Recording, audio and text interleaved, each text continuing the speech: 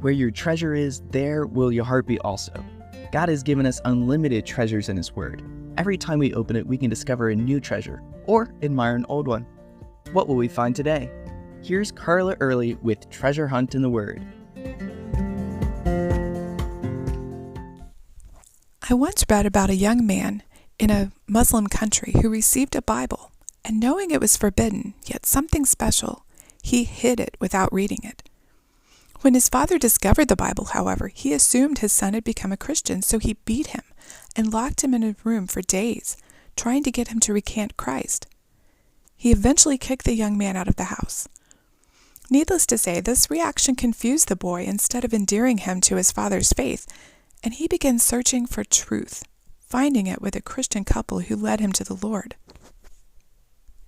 This modern-day story sounds much like the testimony of the blind man in John 9.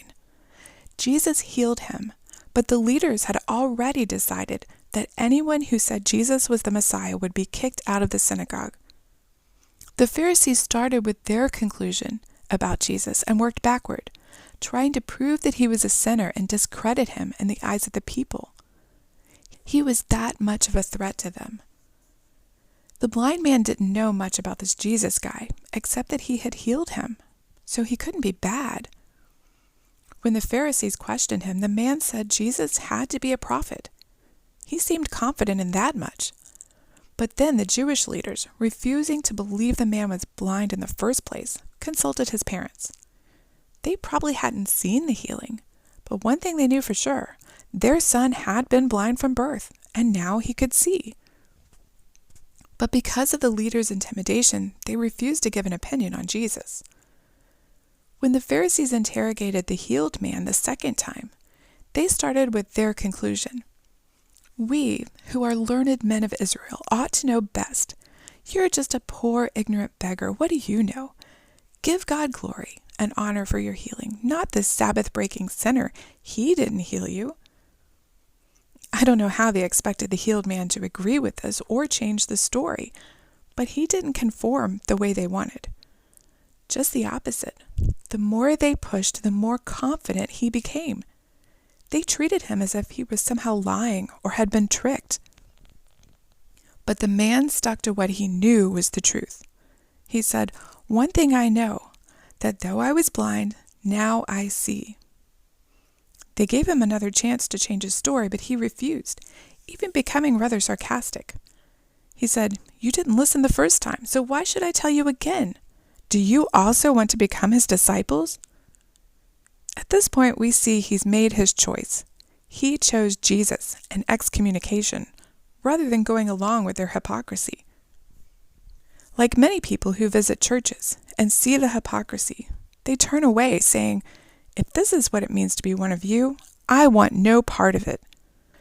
Then the healed man showed that a blind beggar had better theology than the most educated Pharisee.